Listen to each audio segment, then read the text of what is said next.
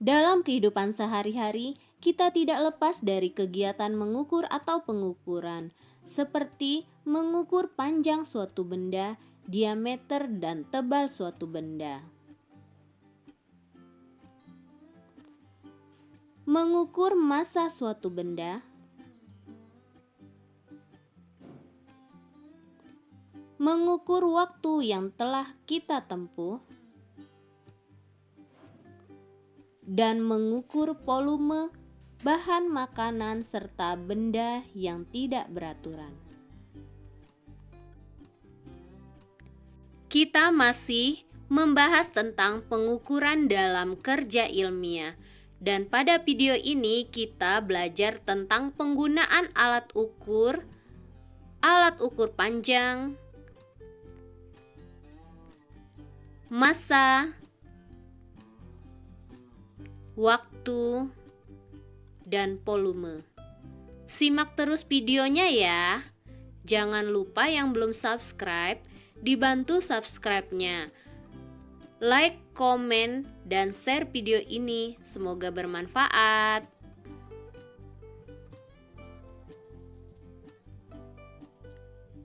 Pertama, kita akan membahas penggunaan alat ukur panjang. Kita tahu bahwa panjang merupakan besaran fisika yang menunjukkan jarak antara dua titik. Panjang suatu benda dapat diukur dengan menggunakan mistar, jangka sorong, dan micrometer scope.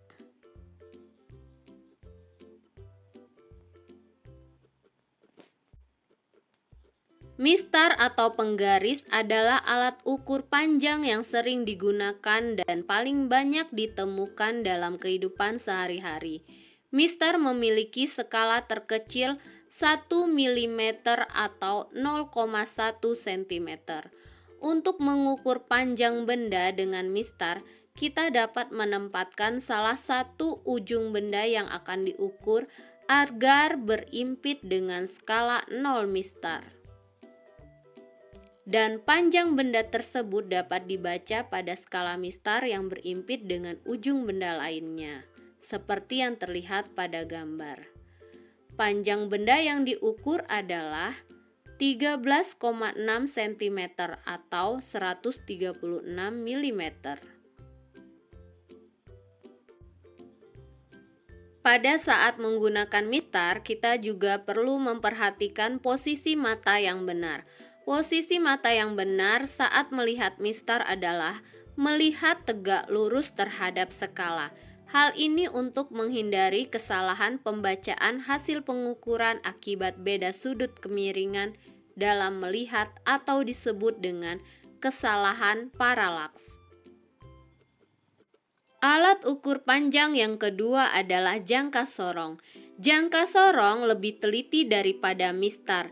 Selain untuk mengukur panjang benda, jangka sorong juga dapat digunakan untuk mengukur diameter dalam dan diameter luar benda, serta dapat mengukur kedalaman benda.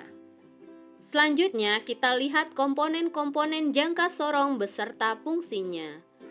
Komponen yang pertama yaitu rahang luar. Rahang luar berfungsi untuk mengukur panjang atau tebal benda dan diameter luar benda. Rahang luar terdiri atas rahang tetap bawah dan rahang geser bawah. Komponen selanjutnya yaitu rahang dalam. Rahang dalam berfungsi untuk mengukur diameter dalam benda. Rahang dalam juga terdiri atas rahang tetap atas dan rahang geser atas.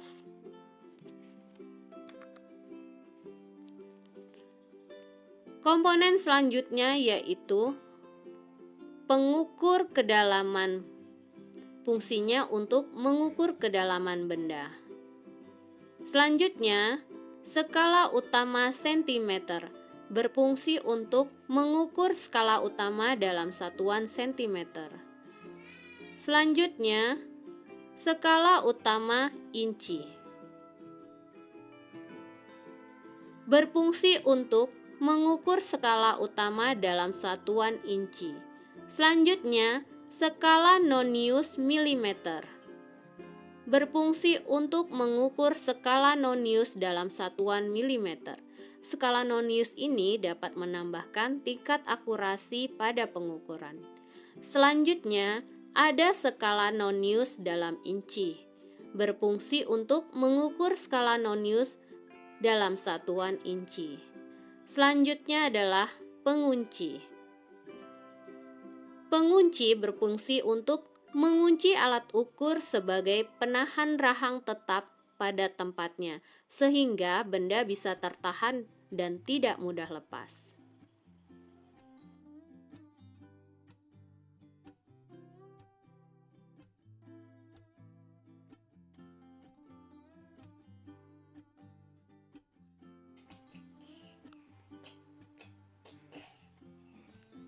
Nilai skala terkecil atau NST untuk skala utama cm adalah 1 mm sama dengan 0,1 cm.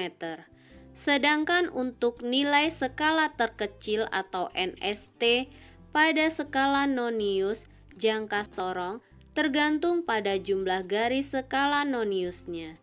Jika jumlah garis skala Nonius adalah 10, maka NST adalah 1 mm dibagi 10 sama dengan 0,1 mm sama dengan 0,01 cm.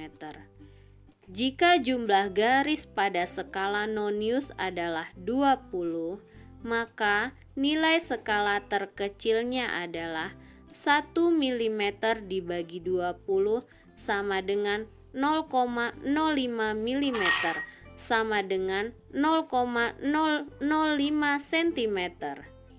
Jika jumlah garis skala Noniusnya adalah 50, maka nilai skala terkecilnya adalah 1 mm dibagi 50 sama dengan 0,02 mm sama dengan 0,002 cm.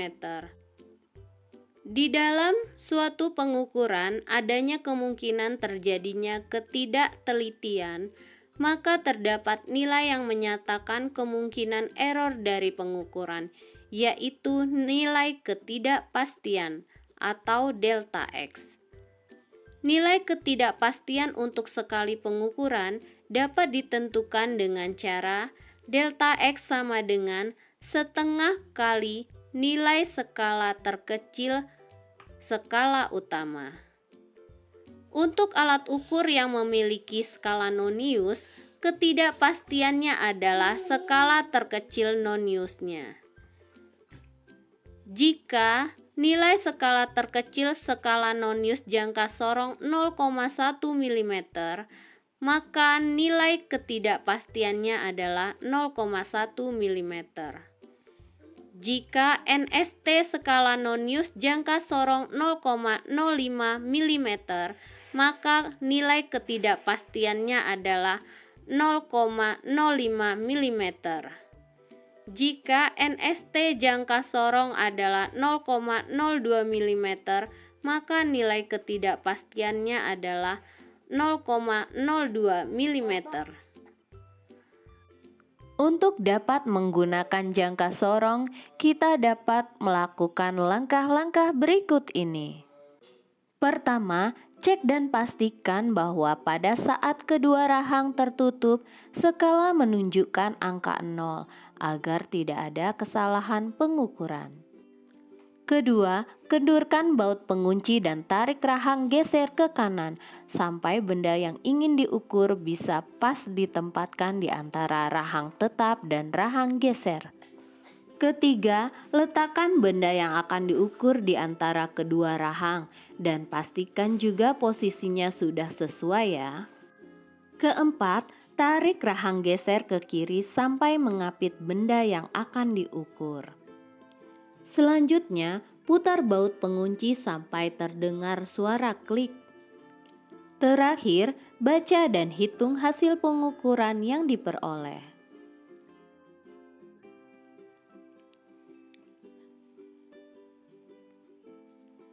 Selanjutnya, untuk membaca hasil pengukuran pada jangka sorong, diperlukan nilai skala utama atau SU yang terletak sebelum angka 0 skala Nonius. Selanjutnya, nilai skala Nonius atau SN yang tepat berimpit dengan skala utama, sehingga membentuk garis lurus terhadap skala utama. Dan nilai NST atau nilai skala terkecil dari jangka sorong yang digunakan.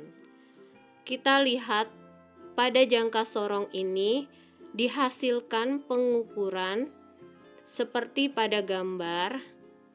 Untuk nilai SU yang terlihat bahwa SU sama dengan 2,3 cm. Dan nilai SN yang terlihat yaitu skala utama dan skala Nonius yang membentuk garis lurus atau berimpit, maka dihasilkan SN-nya 2 dan NST pada alat ukur ini adalah 0,01 cm, sehingga panjang bendanya dapat dirumuskan SU plus SN dikali NST sama dengan 2,3 ditambah 2 dikali 0,01 cm sama dengan 2,3 cm ditambah 0,02 cm. Jadi panjang benda pada pengukuran adalah 2,32 cm. Alat ukur panjang berikutnya adalah mikrometer skrup. Mikrometer skrup lebih teliti dari jangka sorong karena mikrometer skrup memiliki ketelitian 0,01 mm. Mikrometer skrup dapat digunakan untuk mengukur ketebalan benda yang tipis, mengukur panjang benda dan diameter luar benda. Berikut adalah komponen-komponen mikrometer skrup beserta fungsinya. Komponen pertama yaitu landasan. Landasan berfungsi sebagai penahan benda. Komponen selanjutnya adalah poros atau spindle, berfungsi untuk menjepit benda yang diukur. Komponen selanjutnya adalah bingkai. Bingkai sebagai penghubung landasan dengan komponen lainnya. Selanjutnya adalah kunci. Kunci sebagai pengunci poros agar tidak bergeser. Komponen selanjutnya adalah selubung dalam, tempat skala utama. Selubung dalam berfungsi sebagai lintasan selubung luar dan tempat skala utama, dan skala utama sebagai pengukur skala utama. Selanjutnya adalah skala Nonius.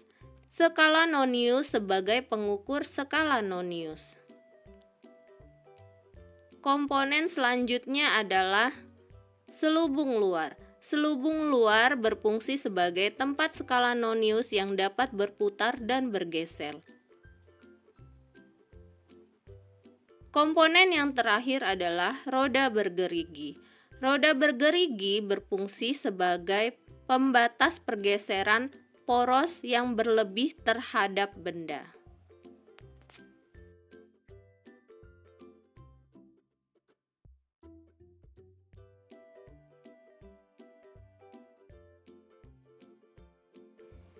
Cara menggunakan mikrometer skrup.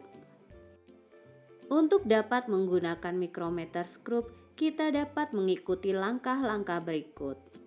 Pertama, menjepit benda di antara landasan dan poros serta menguncinya. Selanjutnya, lihat satu ukuran skala utama yang berada tepat di samping selubung luar. Hasil pembacaan merupakan nilai skala utama. Yang terakhir, skala Nonius yang berimpit atau segaris dengan skala utama merupakan nilai skala Nonius. Untuk membaca hasil pengukuran dengan menggunakan mikrometer sekrup, kita memerlukan nilai SU. Nilai SU adalah nilai skala utama yang berada tepat di samping selubung luar sebelum skala nonius. Selanjutnya, nilai SN. Nilai SN adalah nilai skala nonius yang membentuk garis lurus atau berimpit terhadap skala utama. Selanjutnya kita memerlukan nilai NST atau nilai skala terkecil yang digunakan pada mikrometer sekrup yang kita gunakan. Nah, pada gambar terlihat bahwa hasil pengukuran dengan menggunakan mikrometer sekrup terlihat nilai SU-nya adalah 5,5 mm, sedangkan nilai SN-nya adalah 15. Sehingga kita dapat mengukur panjang benda dengan menggunakan persamaan SU ditambah SN dikali NST sama dengan 5,5 mm ditambah 15 dikali 0,01 mm sama dengan 5,5 mm ditambah 0,15 mm. Maka panjang benda adalah 5,65 mm.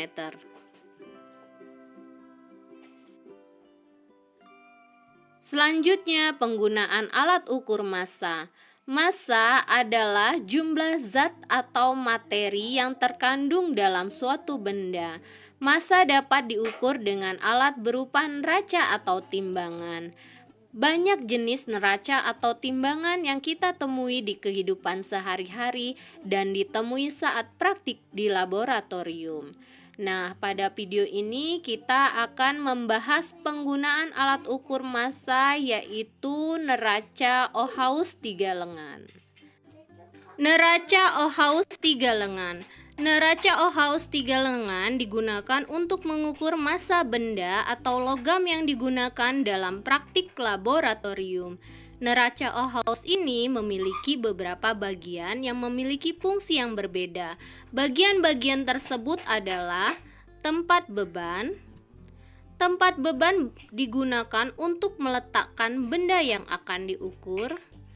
Bagian selanjutnya adalah tombol kalibrasi, berfungsi untuk mengkalibrasi neraca ketika neraca akan digunakan untuk mengukur. Selanjutnya adalah lengan neraca. Lengan neraca ini berfungsi untuk meletakkan anting atau pemberat pada neraca. Selanjutnya adalah anting atau pemberat. Anting atau pemberat yang diletakkan pada masing-masing lengan dan dapat digeser-geser, berfungsi sebagai penunjuk hasil pengukuran. Bagian selanjutnya adalah titik nol atau garis kesetimbangan, berfungsi untuk menentukan titik kesetimbangan. Cara menggunakan neraca Ohaus 3 lengan.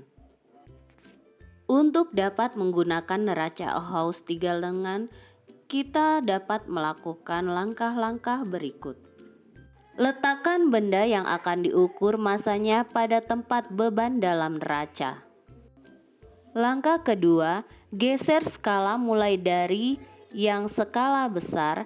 Jika panahnya sudah berada di titik seimbang, bergantian ke skala kecil. Selanjutnya, jika dua garis sejajar dalam neraca sudah seimbang, maka hasil pengukuran sudah dapat dibaca. Selanjutnya, membaca hasil pengukuran dengan menggunakan neraca Ohaus 3 lengan. Cara membaca hasil pengukuran massa benda dengan menggunakan neraca 3 lengan seperti yang terlihat pada gambar berikut, maka massa benda adalah jumlah nilai yang ditunjukkan pada setiap lengan. Lengan pertama menunjukkan angka 100 gram. Sedangkan lengan kedua menunjukkan angka 30 gram dan lengan ketiga menunjukkan angka 2,7 gram. Maka massa benda sama dengan 100 gram ditambah 30 gram ditambah 2,7 gram sama dengan 132,7 gram. Selanjutnya, penggunaan alat ukur waktu. Alat ukur waktu pada zaman dahulu berupa jam pasir dan jam matahari. Sedangkan pada zaman sekarang, alat ukur waktu yang digunakan telah berkembang dalam bentuk arloji, jam atom, stopwatch analog, stopwatch digital, dan kalender. Kali ini kita akan membahas alat ukur waktu berupa stopwatch analog 2 jarum. Cara membaca stopwatch analog 2 jarum cukup dengan menjumlahkan bacaan jarum menit dan jarum detik.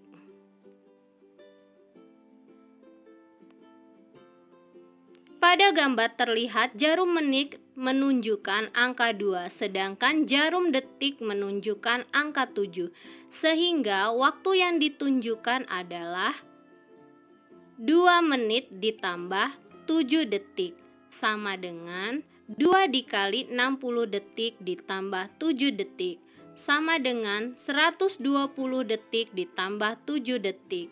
Maka waktu yang ditunjukkan oleh stopwatch analog tersebut adalah 127 detik. Terakhir, penggunaan alat ukur volume. Pengukuran volume benda tergantung pada bentuk benda. Untuk benda yang bentuknya teratur, dapat digunakan rumus volume dari benda tersebut. Contohnya pada kubus. Volume kubus sama dengan rusuk kali rusuk kali rusuk. Untuk benda yang bentuknya tidak teratur, pengukuran volumenya dapat menggunakan gelas ukur dan gelas berpancur. Cara menggunakan gelas ukur. Menggunakan gelas ukur untuk menentukan volume benda tidak beraturan. Langkah pertama, isi gelas ukur dengan air dan baca volumenya. Volume awal pada gelas ukur yang terbaca adalah 20 cm pangkat 3. Langkah selanjutnya, masukkan benda yang diukur ke gelas ukur. Usahakan semua benda tercelup. Terlihat bahwa volume air akan naik. Selanjutnya, baca volume akhir pada gelas ukur. Volume akhir ditunjukkan 30 cm pangkat 3. Selanjutnya kita hitung volume benda dengan menggunakan persamaan volume akhir dikurang volume awal, sama dengan 30 cm pangkat 3 dikurang 20 cm pangkat 3, sama dengan 10 cm pangkat 3. Jadi, volume benda tersebut adalah 10 cm pangkat 3. Cara menggunakan gelas berpancur. Pengukuran volume dengan gelas berpancur dilakukan dengan mengisi air pada gelas berpancur hingga batas lubang pancur. Ketika benda yang dihitung volumenya dimasukkan, maka air akan terdesak dan mengalir melalui lubang pancur ke gelas ukur. Volume air yang berpindah ke gelas ukur tersebut merupakan volume benda. Terlihat pada gambar bahwa volume benda sama dengan volume air yang tumpah di gelas ukur. Jadi volume benda sama dengan 200 ml. Terima kasih sudah menyimak video ini sampai akhir. Semoga bermanfaat. Sampai jumpa pada video selanjutnya.